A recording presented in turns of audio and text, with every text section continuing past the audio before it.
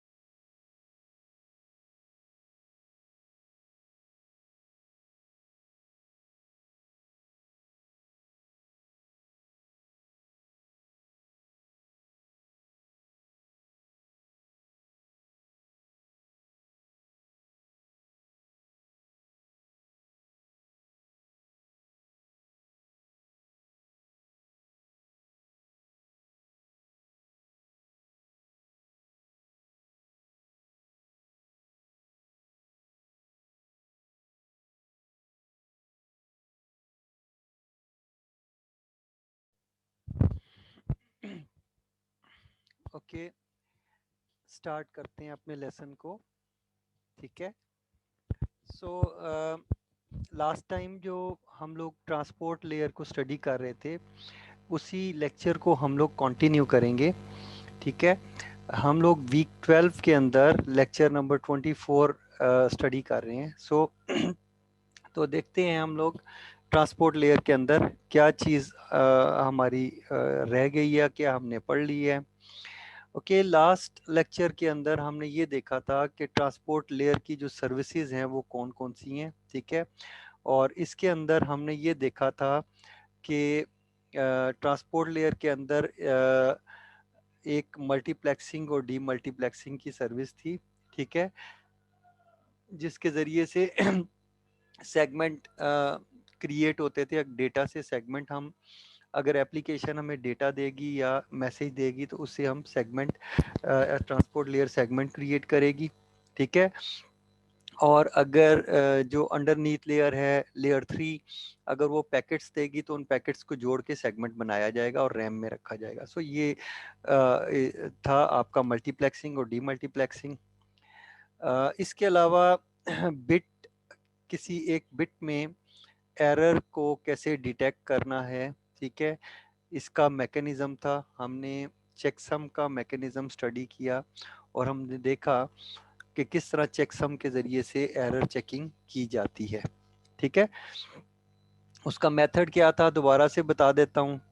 ये मेथड था जिसके ज़रिए से चेकसम कैलकुलेट होता है, ठीक है। और ये जब आपका वंस कॉम्प्लीमेंट कैलकुलेट करके ये 16 बिट की जो वैल्यू आती है, इस 16 बिट की वैल्यू को इस चेकसम के अंदर लिख दिया जाता है और ये डेटा के साथ दूसरे एंड पे चली जाती है। जब रिसीविंग एंड पे ये चीज़ रिसीव होती है, तो रिसीविंग एंड पे जो रिसीविंग कंप्यूटर है वो इस डेटा जो उसको रिसीव होता है इसके ऊपर दोबारा से चेकसम कैलकुलेट करता है। अब दोबारा से जब वो चेक कैलकुलेट करेगा, अगर जो चेकसम की वैल्यू उसने कैलकुलेट की है वो वाली और ये जो चेकसम की वैल्यू यहाँ स्टोर हुई हुई है, ये दोनों सेम होंगी तो डेटा जो है एक्सेप्टेबल है, वो उसको एक्सेप्ट कर लेगा। अगर नहीं होगी तो इसका मतलब है डेटा अल्टर हो गया है। अगर कोई एक बिट भी चेंज हो गई तो चेकसम की वैल्यू चेंज हो जाएगी। सो इस तरह से पता चल जाता है, यानी बिट पैटर्न अगर चेंज हो जाए तो उसको डिटेक्ट किया जाता है। याद रखिएगा, ये एक्चुअली ये एरर उस लिहाज से नहीं है, ये सिर्फ बिट की जो सीक्वेंस है या बिट के पैटर्न को डिटेक्ट करने के लिए ये मेथड है, ठीक है। सो इसके अंदर बहुत सारे, यानी यानी हम नहीं कह सकते कि ये एरर को कंट्रोल करता है, बट एक लिमिटेड लेवल पे हम देखते हैं कि जो बिट्स हैं उसके अंदर एरर को ये देख लेता है कि बिट का पैटर्न तो नहीं चेंज हो गया, ठीक है। ओके, सो ये तो था हमारा लेसन लास्ट, और उसके अंदर हमने ये देखा था कि दो प्रोटोकॉल ट्रांसपोर्ट लेयर के अंदर बने हुए हैं, जिनमें से एक यूडीपी है, एक टीसीपी है, ठीक है। तो यूडीपी जो है यूज़र डेटाग्राम प्रोटोकॉल है, इसको हमने स्टडी कर लिया हुआ है, इसका सारा मैकेनिज्म हमने पढ़ लिया, हमने देख लिया कि ये क्या क्या ऑफर करता है, ठीक है। ये मल्टीप्लेक्सिंग, डीमल्टीप्लेक्सिंग और एरर डिटेक्शन को सिर्फ सपोर्ट करता है, ठीक है। इसके अलावा ये कोई और सर्विस प्रोवाइड नहीं करता। जबकि जो टीसीपी है वो ये कहता है कि रिलायबल डेटा डिलीवरी वो करेगा, कंजेशन कंट्रोल भी देगा, जो कि यूडीपी नहीं देता। सो यूडीपी और टीसीपी के अंदर ये डिफरेंस है, ठीक है। सो हम देखेंगे कि ये डिफरेंस क्या है, ठीक है। तो हम ये देखना चाहते हैं आज के लेक्चर के अंदर, हम ये मालूम करना चाहते हैं आज के लेसन में कि जो रिलायबल डेटा ट्रांसफ़र है, what is reliable data transfer, कि क्या ऐसी चीज़ होगी जिसकी बेस पे हम कहेंगे कि हाँ ये डेटा ट्रांसफ़र जो है रिलायबल है, ये सही है, इसमें कोई गड़बड़ नहीं है, ठीक है। सो हम इसको देखते हैं कि ये कैसे वर्क करता है, ठीक है। और रिलायबल डेटा ट्रांसफ़र क्या चीज़ होती है उसको समझते हैं। याद रखिएगा, ये कंप्यूटर के हवाले से, डिवाइस के हवाले से हम बात कर रहे हैं, ठीक है। और ये बात आपने हरगिज़ नहीं भूलनी, मैं कई दफ़ा इसको रिपीट भी कर चुका हूँ कि ट्रांसपोर्ट लेयर एंड सिस्टम्स में होती है।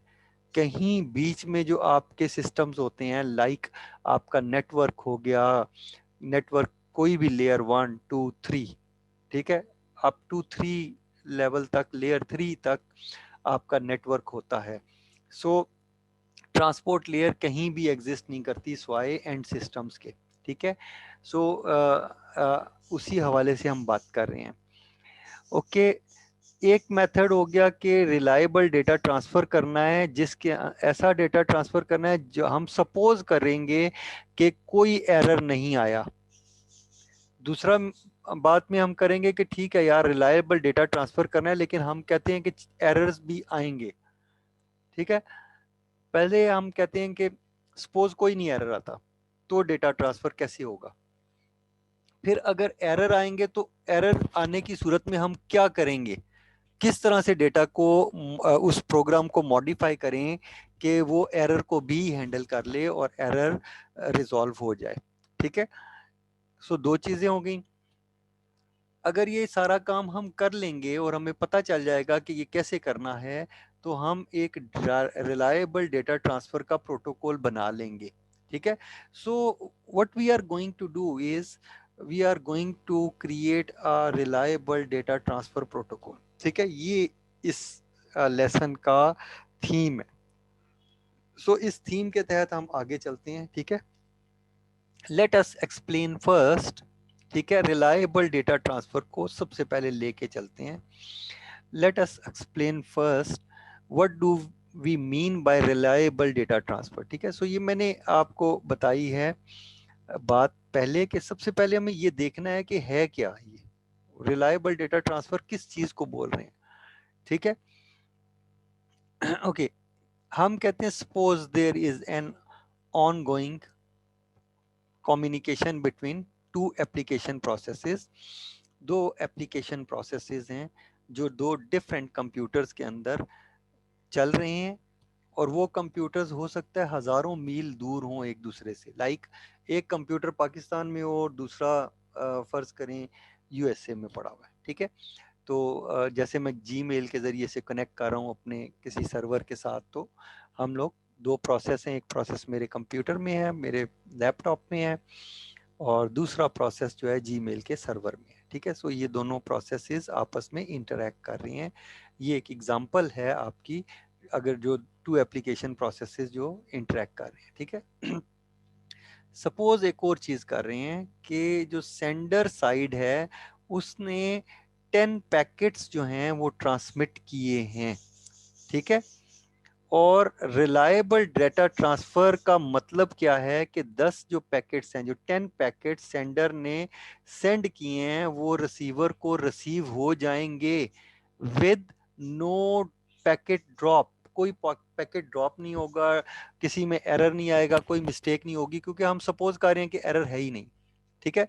सो हम कहते हैं कि ये 10 के 10 पैकेट जो हैं वो आपके रिसीवर एंड पे रिसीव हो जाएंगे, ठीक है। तो ये सिनेरियो है हमारे पास, ठीक है।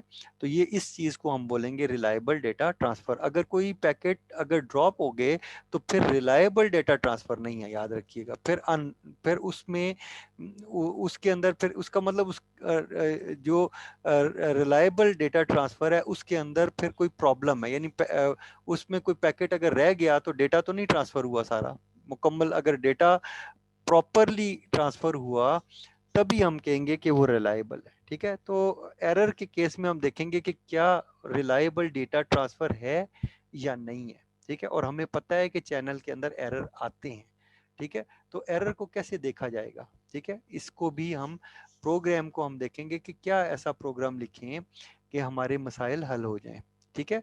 सो हम डिस्कस करेंगे अपने प्रोग्राम्स को भी जो यहाँ पे यूज होंगे। However, in reality, we know that packets might be corrupted or lost. ठीक है, पैकेट जो है करप्ट भी हो जाते हैं, लॉस्ट भी हो जाते हैं, ये बात हमें मालूम है। ड्यू टू बिट एरर, किसी बिट के अंदर एरर आ गया, वो 0 से 1 होगी या 1 से 0 होगी। किसी नॉइज की वजह से नॉइज ऐड होगी तो 1 की वैल्यू वो ख़त्म होगी और 0 बन गई ऑन द चैनल, ठीक है। Drop on the router, router ने कोई बिट जो है ड्रॉप कर दी, डिलीट कर दी, तो ये सारे मिसाइल हैं जिसकी वजह से डेटा नहीं आएंगे along the path from source to destination. Source से डेस्टिनेशन की तरफ जाते हुए कोई कोई पैकेट रह गया, डिलीट हो गया, करप्ट हो गया, anything, there can be several problems, ठीक है, हो सकते हैं, ये हमें मालूम है, ठीक है। लेकिन हम इनको इग्नोर कर रहे हैं, इनको बाद में देखेंगे, पहले हम देख रहे हैं कि नहीं कोई एरर नहीं आएगा और डेटा ट्रांसफर हो जाएगा। However, reliable data transfer service at transport layer should provide an illusion of an ideal channel, ठीक है। तो रिलायबल डेटा ट्रांसफर जो सर्विस है वो रियली जो है रिलायबल नहीं होती, बल्कि वो इल्यूजन क्रिएट करती है, एक धोखा देती है कि डेटा ट्रांसफर हो गया है। किस तरह धोखा देती है? A channel without packet drop to the application process, यानी प्रोसेस जो होता है, जो आपका प्रोग्राम है, उसको ये पता होता है कि अगर उसको सारे का सारा डेटा प्रॉपरली रिसीव हो जाए तो वो इस बात से इग्नोर कर देता है कि कोई पैकेट ड्रॉप हुआ था या नहीं हुआ था, ठीक है। सो इल्यूजन एक बनाते हैं, एक हम कहते हैं कि भाई डेटा रिसीव हो गया, तो हम कहते हैं कि बस रिलायबल है, इस बेस पे हम रिलायबिलिटी कह देंगे, ठीक है। ये कि ड्रॉप होगा ये हमें पता है ड्रॉप होगा, ठीक है। सो ये आपका इसका मैकेनिज्म है. The question is how this illusion is provided by the reliable data transfer service. जो आपकी reliable data transfer service है वो इस illusion को कैसे provide करेगा इसको भी देखेंगे. ठीक है, सो ये यही हमारा सिनेरियो है सारा. तो ये हमने एरर्स को हमने बाद में देखना है. मैं आपको बता रहा हूँ कि रिलायबल डेटा ट्रांसफर का हमने समझ लिया और हम एरर को भी साथ हैंडल करेंगे. Whereas the packet drop or error is quite common along the communication path. तो ये हम कह चुके हैं कि यार डेटा ट्रांसफर के अंदर जो आपका पैकेट ड्रॉप है ये होगा. We shall find the answer. हम लोग इस सेक्शन में यही चीज डिस्कस करने जा रहे हैं. ओके, फिगर 3.8 की बात हो रही है. तो पहले उस फिगर को देखेंगे. illustrates the framework of our study of reliable data transfer. तो ये जो फिगर है ये रिलायबल डेटा ट्रांसफर के लिए बनाई गई है. देख लेते हैं उसको पहले एंड देन उसके बाद वापस यहाँ पर इस जगह पे आके तो इसको स्टडी करना शुरू करते हैं. ओके, दिस इज फिगर 3.8 जिसका जिक्र ऊपर हुआ है. ठीक है, सो इस फिगर की बात हो रही है. नाउ इस फिगर के अंदर एक सेंडिंग कंप्यूटर है, एक रिसीविंग कंप्यूटर है और दो जगह पे बना हुआ है. ये डायग्राम ए है यहाँ तक और ये दूसरी वो जो डायग्राम है ये बी है. ठीक है, so these are two different diagrams. ठीक है, इन दोनों डायग्राम्स को हम देखेंगे कि हाउ दीज डायग्राम वर्क. ठीक है, देखें जो ए है ये क्या कहता है, ये कहता है कि प्रोसेस जो है ये पैकेट को सेंड करता है, वो ट्रांसपोर्ट लेयर उसको लेके जाता है और रिसीवर तक पहुंचा जाता है. आप कहते हैं रिलायबल चैनल है. ठीक है, लेकिन चैनल तो रिलायबल नहीं है तो फिर उसको कैसे रिलायबल बनाएंगे. ये जो बी है इसके अंदर इस चीज को हम डिस्कस करेंगे. अगेन यहाँ पे ये सेंडिंग प्रोसेस है और ये रिसीविंग प्रोसेस है. ओके, सो हम देखेंगे कि ये कैसे वर्क करता है. पहले इसको स्टडी कर लेते हैं जो बात की गई है. The service abstraction provided to the application process is that the reliable channel through which data can be transferred. ठीक है, ओके, तो प्रोसेस जो है ये फिर अगेन वही रिलायबल डेटा की बात करते हैं. इसको हम अभी सारे को डिस्कस करके तो देन बात करते हैं. विद अ रिलायबल चैनल, अगर चैनल रिलायबल होगा, no transfer data bits are corrupted, के डेटा बिट्स करप्ट नहीं होंगी, ना ही वो फ्लिप हो सकती हैं यानी 0 से 1 हो सकती हैं, ना 1 से 0 हो सकती हैं, और ना ही वो लॉस्ट हो सकती हैं यानी गुम हो जाए यानी डिलीट हो जाए. And all are delivered in order in which they were sent. तो जिस तरह से उनको भेजा गया था उसी ऑर्डर में वो रिसीव होंगी. ठीक है, तो ये दो पॉइंट हो गए. इन दोनों पॉइंट्स को दोबारा से बताता हूँ. एक पॉइंट ये हो गया कि जो डेटा है वो विदाउट एनी एरर, बगैर किसी प्रॉब्लम के सक्सेसफुली डिलीवर हो जाएगा, नंबर 1. ठीक है,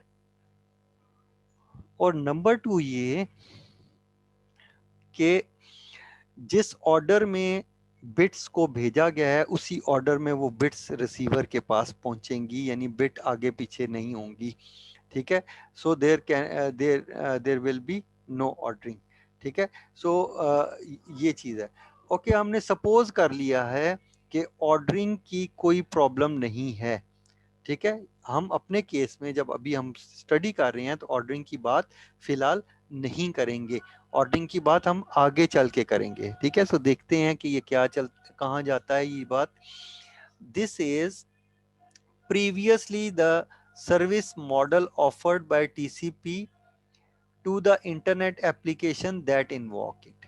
ठीक है, तो इस सर्विस मॉडल को जो टीसीपी हमें प्रोवाइड करता है, ठीक है, ये वही मॉडल है. तो अब हम देखते हैं कि ठीक है, तो ये सर्विस मॉडल जो ये सर्विस है ये कैसे चलती है, ट्रांसपोर्ट सर्विस जो है कैसे चल रही है. ठीक है, तो यही हम समझना चाह रहे हैं, इसको अंडरस्टैंड करेंगे और इसमें खूबी या खामी ढूंढेंगे. Okay, it is the responsibility of the reliable data transfer protocol to implement this service abstraction. तो ये जो सर्विस एब्स्ट्रैक्शन है वो data reliable data transfer protocol जो है उसका काम है कि वो ये सर्विसेज प्रोवाइड करे. This task is made difficult by fact that the lower below reliable data transfer protocol may be unreliable. तो इस ये जो टास्क है ये डिफिकल्ट क्यों बन जाता है? ये डिफिकल्ट इसलिए बन जाता है कि ट्रांसपोर्ट लेयर तो कहती है कि मैं रिलायबल डेटा ट्रांसफर करूंगी, बट प्रॉब्लम ये है कि जो नेटवर्क लेयर है उसके ऊपर जो आपका प्रोटोकॉल है आईपी वो रिलायबल नहीं है, वो अनरिलायबल है. और वो ये गारंटी नहीं करता, मेक श्योर नहीं करता कि डेटा दूसरे एंड पे पहुंच जाएगा. फिर कैसे रिलायबिलिटी को अचीव करेंगे जबकि आपके नीचे वाली जो इमीडिएटली जो नीचे लेयर है ट्रांसपोर्ट लेयर के वो खुद नॉन रिलायबल है या अनरिलायबल है.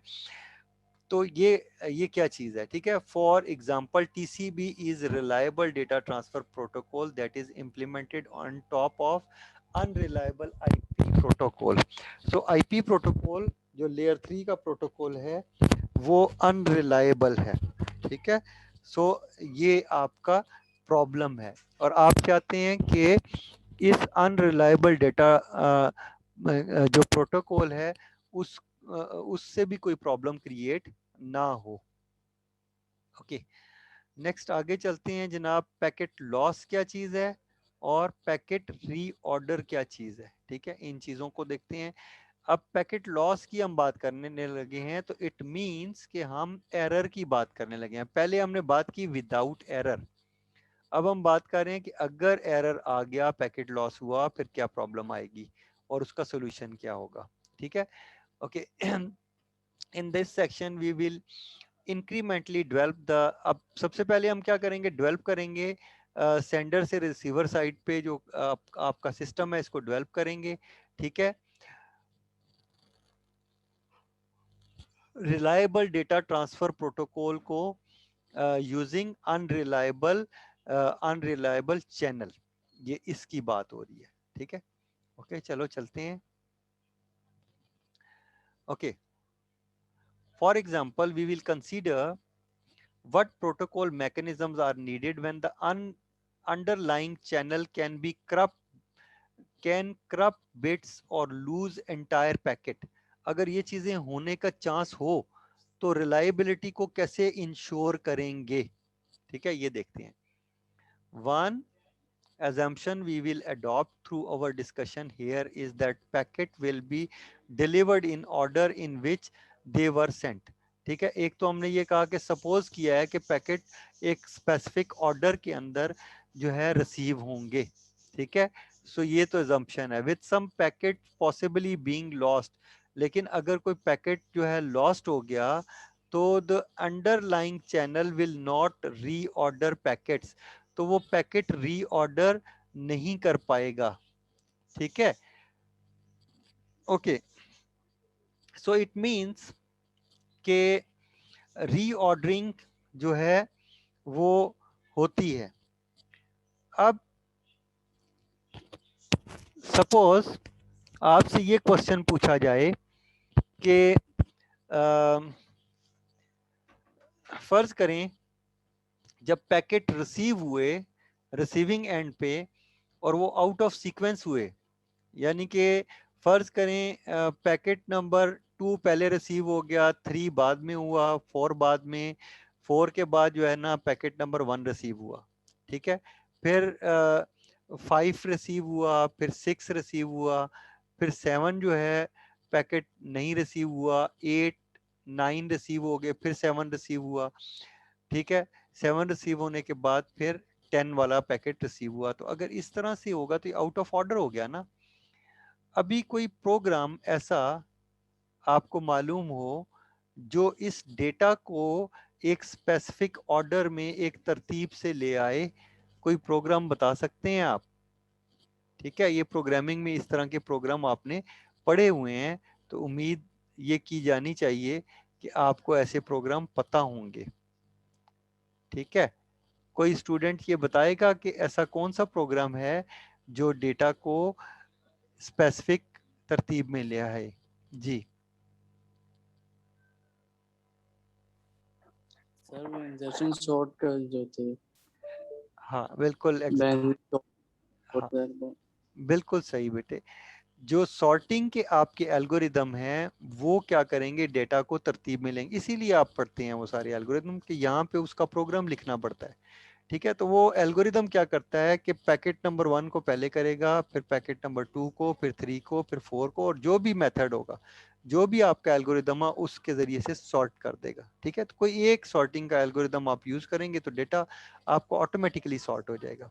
ठीक है, सो ये मेथड है। इसका मतलब ये है कि अगर रीऑर्डर करने पड़ेंगे पैकेट्स, तो इसका मीनिंग क्या है? इसका मीनिंग ये है कि पैकेट को रीऑर्डर करने के लिए ये सॉर्टिंग का प्रोग्राम आपको अपने प्रोटोकॉल के अंदर ऐड करना पड़ेगा। तो ये एक्स्ट्रा काम वो करेगा, तो आपका प्रोटोकॉल जो है स्लो हो जाएगा, याद रखिएगा। ठीक है, ओके आगे चलते हैं। आगे सर्विस कैसे बनाएंगे, ये जो आप प्रोग्राम बनाने जा रहे हैं ये कैसे क्रिएट करेंगे? ठीक है, फिगर 3.8 बी की बात करते हैं। Illustrates the interfaces for our data transfer protocol. तो ये आपके प्रोग्राम्स बता रहा है कि कौन से प्रोग्राम होने चाहिए इस रिलायबल डेटा ट्रांसफर के लिए। ओके, सो हम कहते हैं कि जो सेंडिंग साइड है of the data transfer protocol will be invoked by call। किस कॉल से वो इन्वोक होगी? RDT send।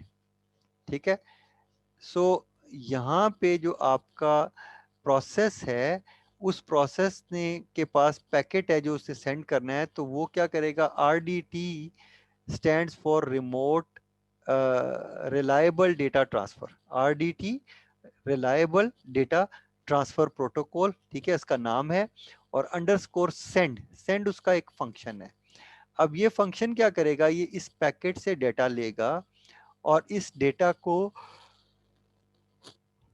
सेंड कर देगा, ठीक है, इस चैनल पे, जो कि इधर इस जगह रिसीविंग एंड पे रिसीव हो जाएगा। ओके, अब वो डेटा जो है, इट जो डेटा है, it will pass the data to the to be delivered to the application layer at the receiving side.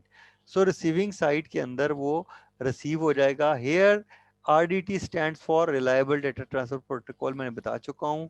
सो वही बात लिखी हुई है। ऑन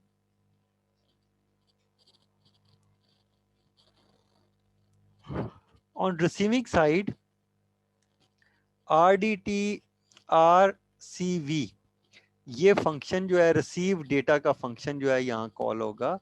ये वाला फंक्शन जो क्या करेगा, जब ये पैकेट इधर आएगा तो इस पैकेट में से डेटा उठा के इसको अपने पास रख लेगा। ठीक है, रिसीव कर लेगा यानी पैकेट को। ओके, इसके बाद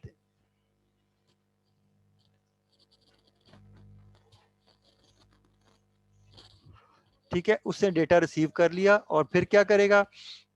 when RDT protocol wants to deliver data to the application layer, तो वो deliver data का फंक्शन कॉल करेगा। ठीक है, जब RDT ने क्या करना है, इस एप्लीकेशन को डेटा देना है, तो वो क्या करेगा?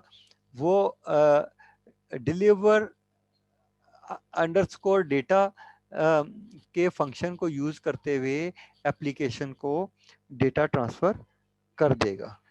ठीक है, सो सो रिलायबल डेटा ट्रांसफर आपने देखा कि कैसे पॉसिबल हुआ। ठीक है, और इस तरह से ये काम हो गया। ठीक है, ओके, 1 मिनट की ब्रेक।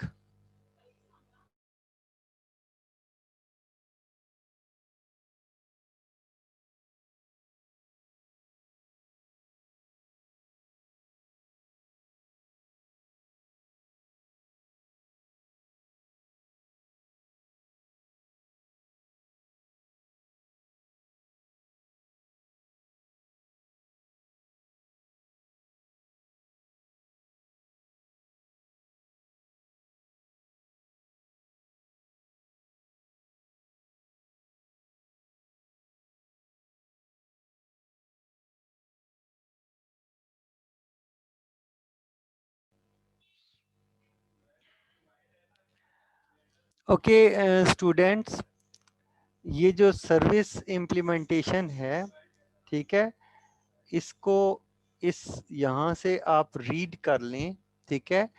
तो मैं इसके अंदर से फिर आपको 2-3 मिनट के बाद आपसे क्वेश्चन करता हूँ, ठीक है, ताकि आपको आइडिया हो गया। अगर एक ये ओके हो गया तो फिर इससे आगे चलेंगे, ठीक है। सो 2 मिनट 3 मिनट ले लें, चलें, ठीक है। और तसल्ली से इसको स्टडी करके मुझे आंसर करें, ओके।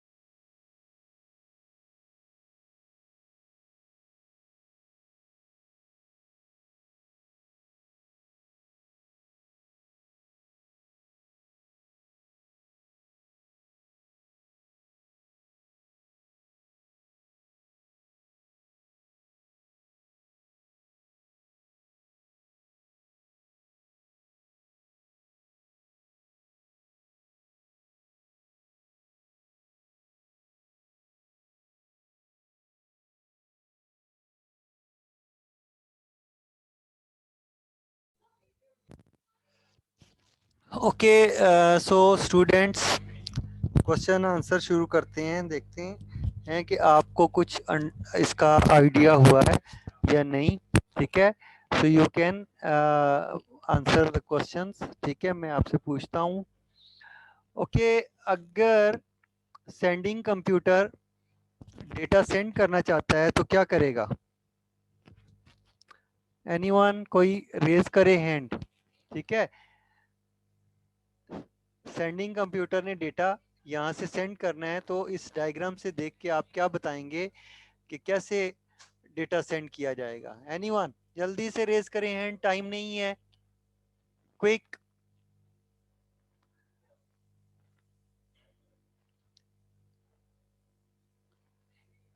अहमद जुबैर, अनम्यूट कीजिए जल्दी से, जल्दी अनम्यूट करे और ना एब्सेंट लग जाएगी।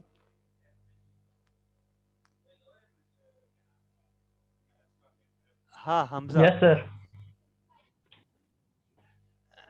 अच्छा, तो ये सारे बच्चे किधर गायब हैं? क्वेश्चन मैंने कहा था पूछूंगा, सब गायब हैं। एब्सेंट लगा दो सबकी, ठीक है। अच्छा, चलो आपसे पूछते हैं, अगर कोई चीज पूछते हैं तो, ठीक है। ठीक है बेटे ये बताओ कि अगर सेंडिंग कंप्यूटर ने डेटा सेंड करना है तो क्या करेगा? सर जी, सेंडिंग कंप्यूटर ने डाटा सेंड करना है तो ट्रांसपोर्ट लेयर यूज करेगा, रिलायबल चैनल। हाँ, लेकिन यहाँ डायग्राम सामने है, ये सेंडिंग कंप्यूटर है, ठीक है। ये जो कंप्यूटर पहला वाला आपके सामने है, ये वाला, ये सेंडिंग कंप्यूटर का प्रोसेस है। Yes sir. अब इसे डेटा सेंड करना है तो क्या करेगा? किस रिलायबल प्रोग्राम को कॉल करेगा? Reliable data. हाँ, लेकिन किस फंक्शन को, किसको कॉल करेगा, ये RDT पूछ रहा हूँ। सेंड। ठीक है, RDT सेंड को करेगा, ठीक है। इससे कोई ये डिफिकल्टी है इसमें? No sir. और अच्छा, जब ये डेटा सेंड करेगा तो डेटा यहाँ से मूव किया और इस चैनल से होता हुआ रिसीवर तक पहुंच गया, ठीक है। Yes. जब रिसीवर तक पहुंच गया तो किस फंक्शन से वो रिसीव करेगा, किसी प्रोग्राम ने रिसीव करना है ना डेटा, RDT तो वो कौन receiver सा sir. प्रोग्राम, ठीक है, RDT रिसीव जो फंक्शन है ये रिसीव करेगा। Okay, Yes sir.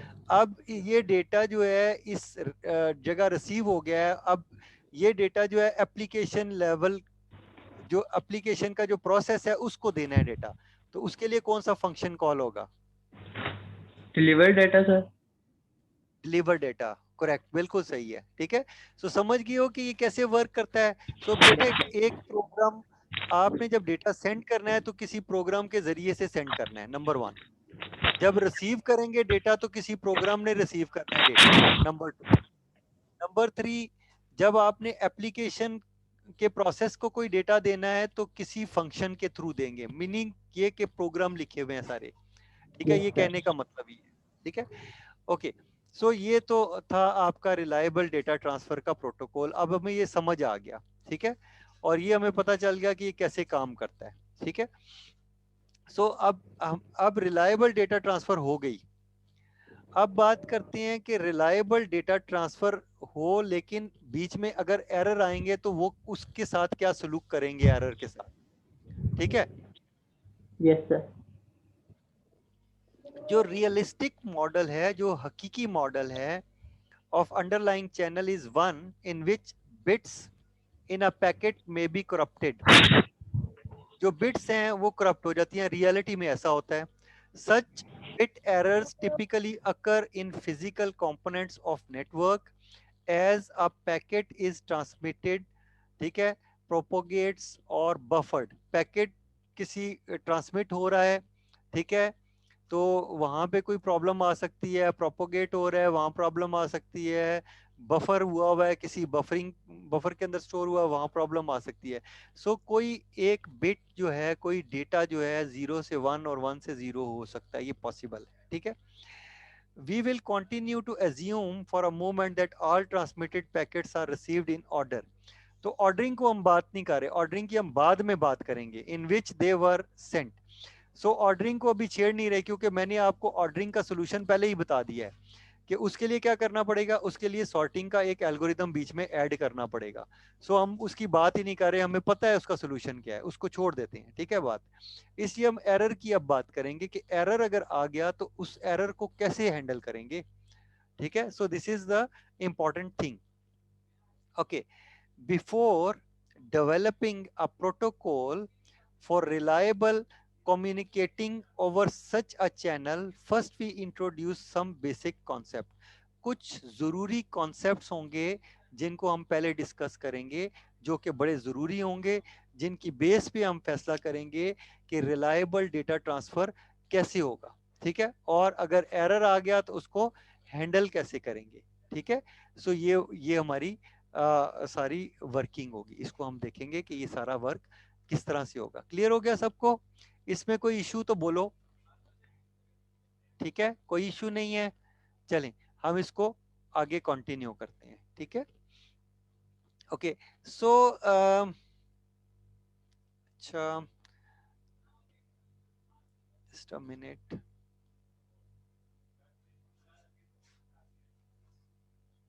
ओके, चलें अब हम आगे बात करते हैं। ठीक है, ओके, अच्छा, अब हम बात ये करते हैं कि अगर एरर आ गया तो उसको सॉल्व कैसे करेंगे। ठीक है, तो एरर हैंडल करने के लिए, एरर को हैंडल करने के लिए हमें फीडबैक चैनल की जरूरत है। ठीक है, ये फीडबैक चैनल कैसे हम बनाते हैं? एक्नॉलेजमेंट्स के जरिए से।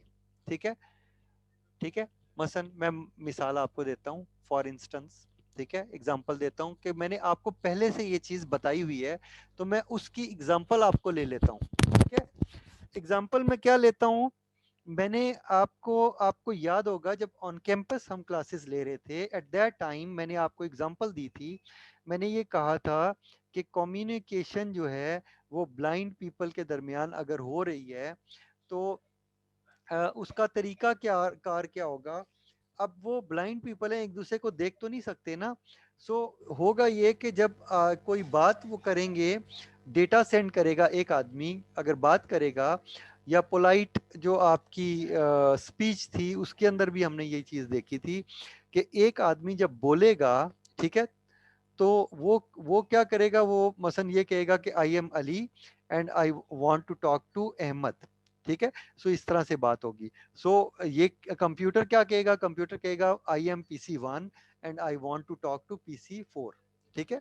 सो इस तरह से बात होगी। या कंप्यूटर कहेगा my IP is this and I want to talk to IP फलाना, ठीक है, कोई दूसरा IP। सो दो डिफरेंट IP होंगे, यानी सोर्स का IP एड्रेस और डेस्टिनेशन का IP एड्रेस, इस तरह से काम होगा, ठीक है। सो इस तरह से आपका ये जो है चैनल और ये चीजें वर्क करेंगी। क्लियर, ये चीज समझ आ गई आप लोगों को? अच्छा, तो याद है उस वक्त मैंने आपको ये कहा था कि जब एक आदमी बात करेगा तो बाकी सब लोग जो हैं वो खामोश रहेंगे, ठीक है। और अगर अहमद जो है मौजूद है वहां पर, तो वो जवाब देगा, वो कहेगा I am Ahmed and I want to talk to Ali, ठीक है। तो इस तरह से कम्युनिकेशन आपकी स्टार्ट होगी, क्योंकि वो एक दूसरे को देख नहीं पाते। इसी तरह कंप्यूटर भी एक दूसरे को देख नहीं पाते, ठीक है। So this is how they communicate. So तरीका क्या क्या होगा, कंप्यूटर जो है डेटा सेंड करेगा दूसरे यानी जो सेंडर है वो कंप्यूटर जो है रिसीविंग कंप्यूटर की तरफ डेटा सेंड करेगा, और रिसीविंग कंप्यूटर जो है वो उसको एक्नॉलेजमेंट सेंड करेगा फीडबैक चैनल के ऊपर, यानी जवाब देगा, उसको कहेगा हाँ भाई डेटा मुझे मिल गया है। जैसे एक पैकेट वो भेजेगा, वो कहेगा एक पैकेट मिल गया है। फिर वो दूसरा पैकेट भेजेगा, वो कहेगा दूसरा पैकेट मिल गया है। फिर तीसरा पैकेट भेजेगा, वो कहेगा तीसरा पैकेट मिल गया है। तो इस तरह से पता चल जाएगा, सेंडर को ये पता चल जाएगा कि कौन कौन से पैकेट जो है रिसीवर को रिसीव हो गए हैं। रिसीवर को मालूम है कि कौन से पैकेट रिसीव हुए हैं। याद रखिएगा, रिसीवर का मसला नहीं है, मसला सेंडर का है। सेंडर को अगर ये पता चल गया कि कौन कौन से पैकेट रिसीव हो चुके हैं और कौन से पैकेट रिसीव नहीं हुए हैं, तो जो पैकेट रिसीव नहीं हुए